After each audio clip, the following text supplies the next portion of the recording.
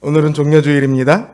예수님께서 예루살렘 성에 들어가실 때 수많은 사람이 손에 종려나무 가지를 들고 호산나 다윗의 자손이여 찬송하리로다 하면서 환호했던 것을 기념하기 위한 날입니다.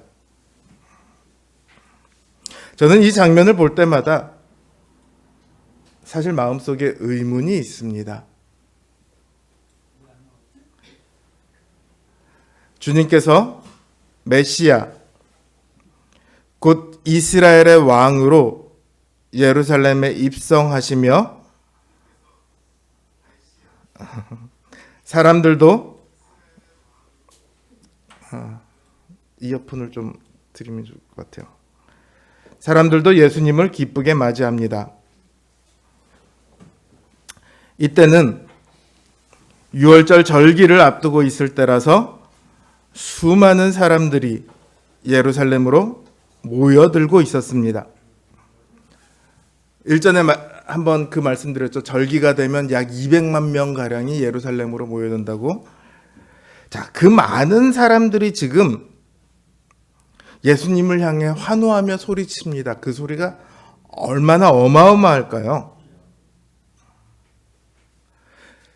그런데 그 어마어마했던 소리가 어떻게 불과 5일 만에 그렇게 감쪽같이 사라질 수 있죠?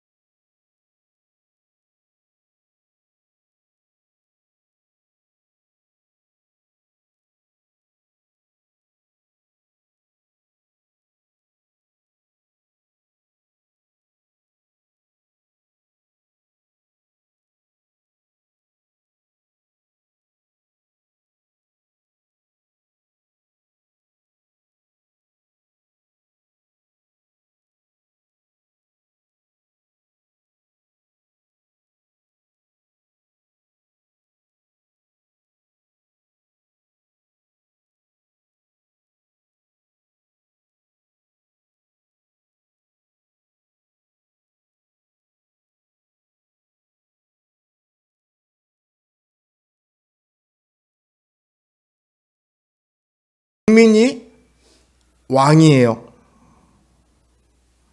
그런데 선거 끝나고 당선이 되고 나면 자기들이 왕이 되죠. 관계가 역전돼요. 국민들이 그때부터는 국민들이 아쉬운 소리를 해야 합니다. 그래도 잘 안 들어줘요. 상대방에게 바라는 것이 있을 때에는 그 상대방을 왕을 대접하듯 합니다. 근데 받을 가능성이 없거나 혹은 이미 받고 나면 더 이상 왕 대접하지 않아요. 그게 보통 사람들의 모습이죠. 일반적인 사람들의 모습이에요. 지금 예루살렘에 모인 사람들이 예수님을 대하는 것도 비슷합니다. 그들이 예수님을 향해 환호하는 이유는 뭔가 바라는 것, 기대하는 것이 있기 때문입니다. 그들은 예수님을 이스라엘의 왕으로 하나님께서 보내시겠다 했던 메시아로 받아들였습니다. 그렇죠? 호산나 다윗의 자손이여 이러고 환호하는 걸 보면, 그런데 그들이 바란 것이 정말 메시아였을까요? 그들이 정말 바란 것이 메시아 그분이었을까요? 예수님께서 예루살렘으로 들어간다는 소식이 성전과 예루살렘에 운집한 군중에게 전해집니다. 소문이 쫙 퍼져요. 사람들이 예수님을 보기 위해, 예수님께서 올라오시는 그 장면을 보기 위해 예루살렘으로부터 뛰쳐나옵니다. 그리고 예수님을 향해 환호합니다. 호산나 다윗의 자손이여 찬송하리로다. 주의 이름으로 오시는 이여 가장 높은 곳에서 호산나. 이 환호는 시편 118편에 사용된 것으로 구원을 위해 여호와의 이름으로 오실 분, 곧 메시아에 대한 기대와 소망을 담고 있습니다. 그러니까 백성들이 이 찬양을 불렀다는 것은 분명히 예수님을 메시아로 알았다는 것이고요. 메시아로 환영했다는 뜻입니다. 그래서 그들은 겉옷을 벗어서 나귀 새끼 위에 얹어놓고 예수님께서 거기 앉으시게 합니다. 그리고 겉옷을 벗어서 울퉁불퉁한 길에 이렇게 펴서 마치 레드카펫을 깔듯이 임시 융단을 그렇게 만들어 놓습니다. 또한 길가에 늘어서 나무에서 가지들을 베거나 종려나무 가지들을 엮어서 예수님께서 오시는 그 길에 깔았으며 환영하면서 소리를 외칩니다. 자신들의 왕의 그 승리의 입성을 뒤따라 예루살렘으로 들어갑니다. 예수님을 따라가며 너무도 감격스러워서 즐거이 노래했을 겁니다. 이사야 52장 9절을 보면 너 예루살렘의 황폐한 곳들아 기쁜 소리를 발하여 함께 노래할지어다. 이는 여호와께서 그 백성을 위로하셨고 예루살렘을 구속하셨음이라. 이렇게 말씀하신 것처럼 이들은 이제 예수님을 통해 자신들에게 하나님의 위로와 구원이 임했다고 생각했습니다. 하나님으로부터 버림받고 숨죽여 기다려왔던 수백 년의 시간이 이제 다 보상을 받을 거예요. 자신들은 하나님의 백성이라 자부하면서도 정작 하나님께서 그들에게 아무런 말씀도 해주시지 않은 게 벌써 수백 년이에요. 하나님의 백성이라 했는데 로마의 압제를 혹은 다른 나라의 압제를 받은 게 벌써 수백 년이에요. 그런데 이제 왕을 보내셨습니다. 그러니까 자신들을 그 백성으로 인정해 주시는 거잖아요. 아, 하나님께서 드디어 우리를 백성으로 인정하시고 드디어 우리를 위해 왕을 보내주셨구나. 이제 우리의 모든 험한 시절은 끝났다. 얼마나 감격스러웠을까요? 다들 소리를 외치며 눈물을 흘리며 춤을 추며 그렇게 예수님을 뒤따릅니다. 근데 그 다음에 어떤 일이 일어납니까? 그들의 기대대로라면 예수님께서 예루살렘에서 왕국을 선포하고 저 자낙무도한 로마를 뒤집어 풉시다. 그래서 사람들을 이끌고 가장 앞서 나가서 그 로마를 때려 부시고 이래야 되거든요.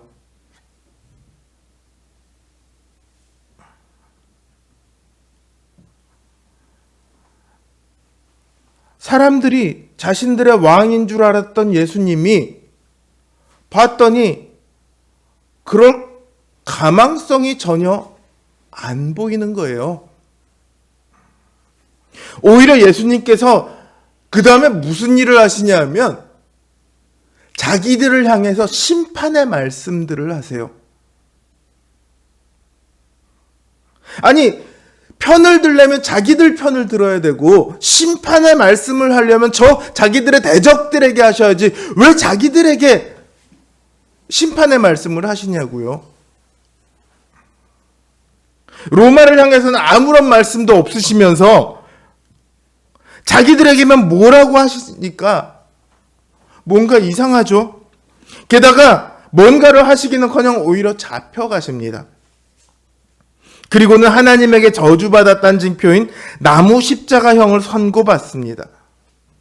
그 광경을 보면서 이 사람들이, 기대에 부풀었던 그 사람들이 무슨 생각이 들었을까요? 아, 속았다. 사기당했다. 저 사람 메시아인 줄 알았더니 가짜네.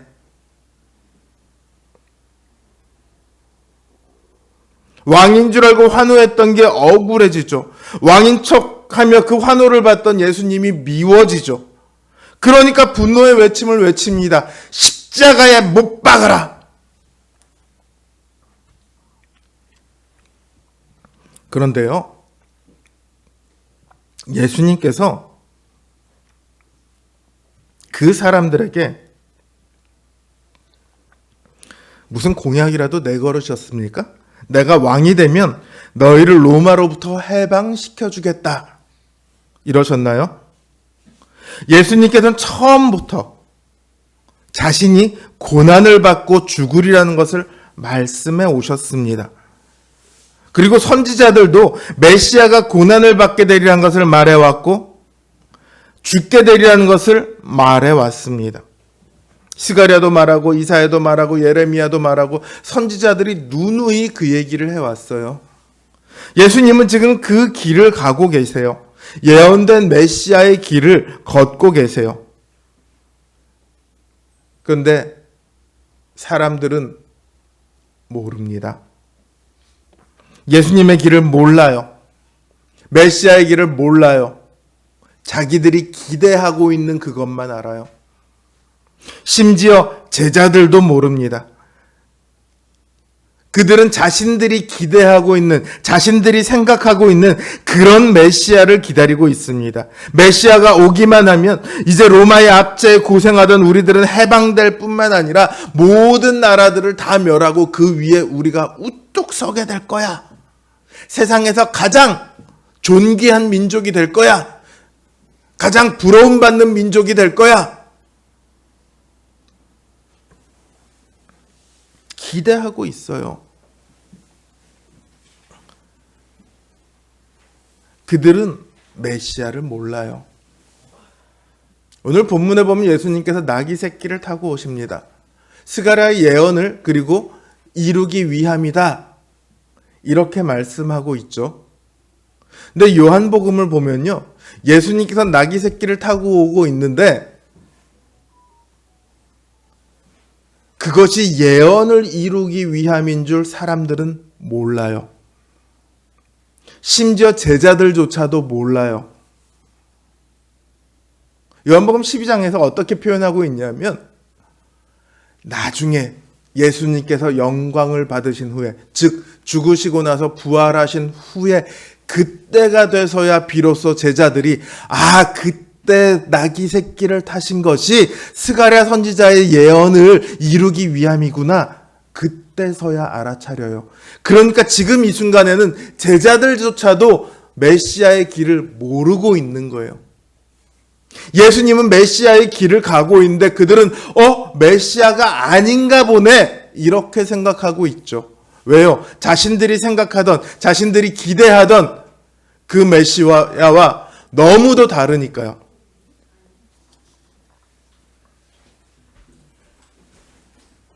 그러니까 예수님께서 잡히실 때에 다들 도망을 갑니다. 베드로는 3번이나 예수님을 부인합니다.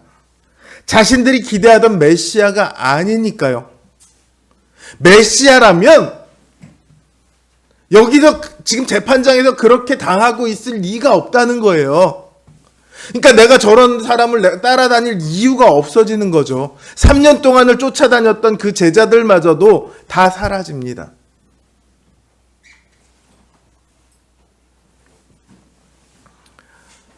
지금 예수님께서 예루살렘에 들어가실 때 수많은 사람들이 환호하고 있습니다. 그 환호를 듣고 계시는 예수님의 심정이 어떨까요? 무슨 생각이 들으셨을까요? 아, 저들이 나를 왕으로 기뻐 맞이해 주는구나 뿌듯하셨을까요? 예수님은 자신이 가셔야 할 길을 알고 계십니다. 지금 이 수많은 사람 중에 유일하게 예수님만 알고 계세요. 그리고 그 길을 가면 다 자기를 외면하고 오히려 자신을 십자가에 못 박으라고 소리칠 것도 알고 계십니다.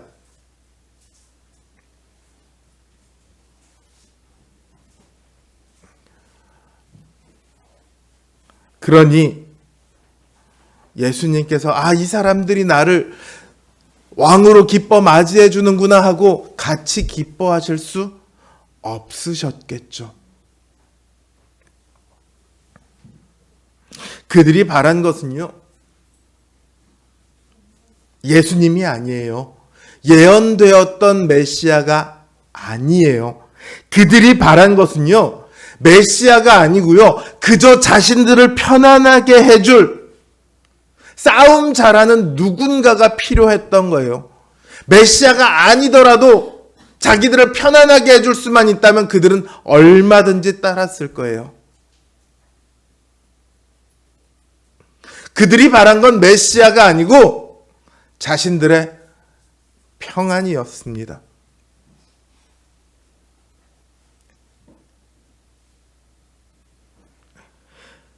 근데 생각해보면 예수님께서는 자신의 영광을 위해 왕으로 오시지 않으셨거든요. 제발 나를 왕으로 인정해줘 이렇게 원하신 적이 없으세요.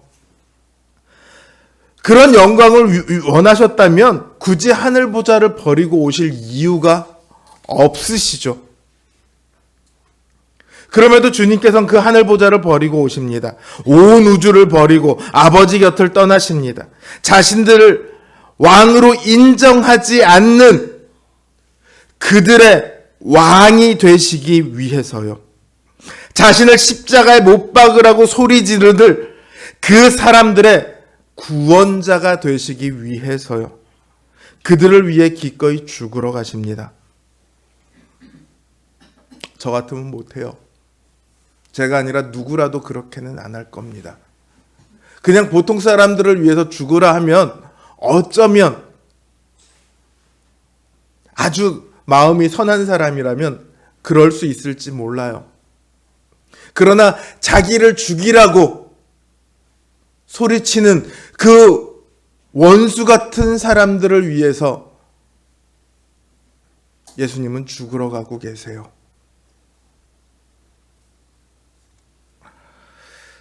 아까 선거 얘기가 나왔으니까 제가 대통령 선거를 들어서 말씀을 드려볼게요. 선거가 끝나고 나면 자기가 지지하는 사람이 당선되지 않는 경우가 있죠. 누군가는 지지하는 사람이 당선이 되면 누군가는 지지하는 사람이 당선이 안 되겠죠. 예를 들어 내가 국민의힘을 지지하는데 민주당에서 대통령이 당선이 됐어요. 혹은 내가 민주당을 지지하는데 국민의힘에서 대통령이 당선이 됐어요. 그러면 많은 사람들은 난 인정 못해. 그래요.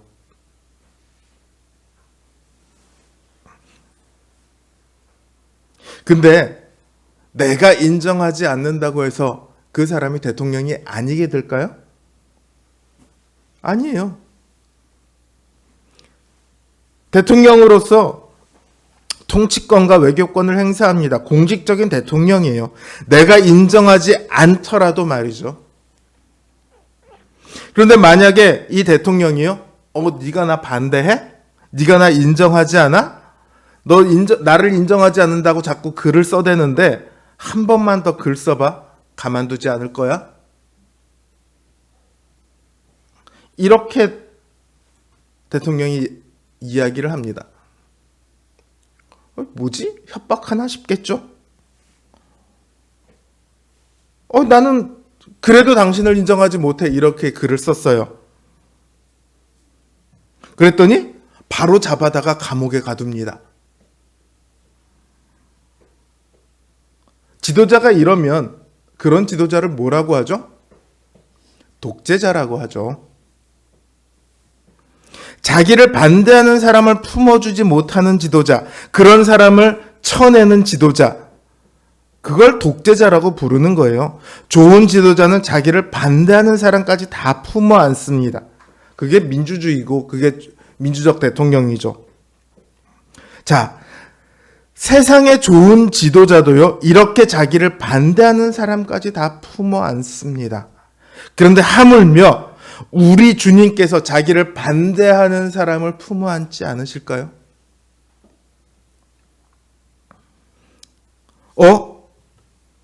너 나한테 나 십자가에 못 박으라고 소리 질렀었지, 내가 다 봤어. 너는 이제 천국 못 가. 주님께서 이러셨나요? 그렇게 안 하셨죠. 그러지 않으신다는 매우 강력한 증거가 성경에 있습니다. 바로 사도 바울입니다. 사도 바울은 예수님을 인정하지 않죠. 인정하기는커녕 예수님을 따르는 사람들을 잡아다가 감옥에 집어넣던 사람들이에요. 너희들 가짜를 왜 믿어? 가짜 사이비의 도를 왜 전해? 그러고 감옥에 집어넣던 사람이에요. 어느 누구보다도 예수님의 메시아 되심과 예수님의 부활을 인정하지 않던 사람이 바로 사도 바울입니다.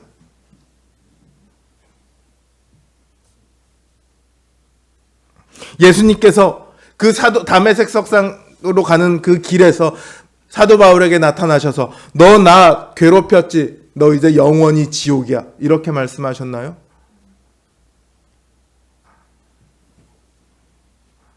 오히려 그를 받으셔서 하나님 나라의 귀한 일꾼으로 사용하셨습니다. 예수님을 반대했던 그 사울을 사도라는 이름을 주어서 사도 바울이 되게 하셨습니다. 주님은 자신을 반대했다고 그 사람들을 버리시는 것이 아니라 오히려 그들을 위해 죽으셨습니다. 그들은 예수님을 왕으로 인정하지 않았습니다. 그럼에도 예수님께서는 그들을 위해 죽으셨습니다. 주님께서는 그들을 영광된 하나님 나라로 데려가시기 위해 그들의 왕이 기꺼이 되어 주셨습니다. 바로 여기에 우리의 소망이 있습니다. 아무도 인정하지 않던 왕이지만 그분은 모두를 인정하셨습니다. 그분은 모두를 품어 안으셨습니다. 그래서 오늘날 우리가 그분의 백성으로, 그분의 자녀로, 그분을 믿는 자로 있을 수 있습니다. 예수님을 향해 환호하다가 십자가에 못 박으러 외치는 그 사람들과 우리가 다를 것 같습니까? 별로 다르지 않아요. 우리도 때로는 세상의 것들이 주님보다 더 좋을 때가 있습니다.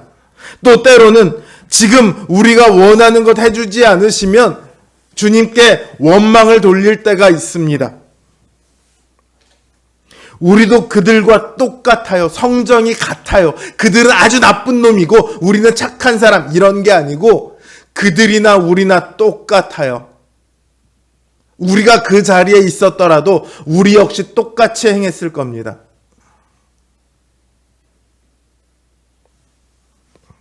그러나 주님께서는 그런 그들까지 품어주셨고 마찬가지로 똑같은 우리를 부르시고 품어주십니다. 그리고 그런 우리를 하나님 나라로 데려가십니다. 우리의 왕이 되어주셨죠. 그게 지금 우리가 이곳에 앉아있는 이유입니다. 오늘날도 세상은 예수님을 왕으로 인정하지 않습니다. 예수 믿어보세요 하면 예수 믿으면 돈이 나와 떡이 나와 이러는 분들이 많이 있습니다. 왕이 필요한 게 아니라 자신들의 행복, 자신들의 평안이 필요한 거죠. 심지어 신자들 중에도 이런 분들이 있어요. 교회는 다니는데 하나님이, 예수님이 중요한 게 아니라 자신의 평안, 자신의 행복을 위해서 교회를 다녀요.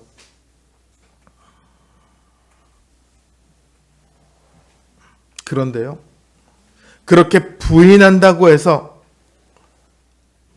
예수님께서 왕이 안 되시나요? 그분은요, 하나님께서 인정하신 왕이십니다. 그리고 마침내 천국과 지옥으로 가는 마지막 심판을 행하실 왕이시기도 합니다. 그분을 왕으로 인정하십시오. 그분이 내 삶의 왕이라고 고백하십시오. 그분을 왕으로 인정하는 사람만이 약속된 모든 것을 받을 수 있습니다. 때때로 내 마음에 안 들 때가 있어요. 하나님께 왜 이러세요 싶을 때가 있어요. 그때에도 왕이 잘못된 것이 아니라 내 수준이 낮은 거구나. 내가 왕을 왕으로 인정하지 못하는 거구나.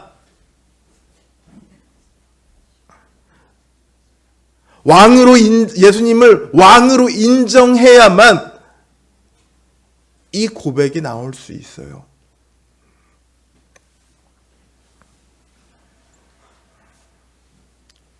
우리의 왕이 되시기 위해 하늘 보좌를 버리고 이 땅에 오신 주님을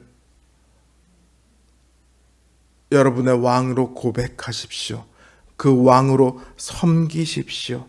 그리고 그분께만 소망을 두십시오. 그러면 그 영광된 하늘의 약속이 여러분의 삶 가운데 펼쳐질 것입니다. 그 길을, 그 영광을 향하여 살아갈 수 있는 우리 성도님들 되시길 주님의 이름으로 기원합니다.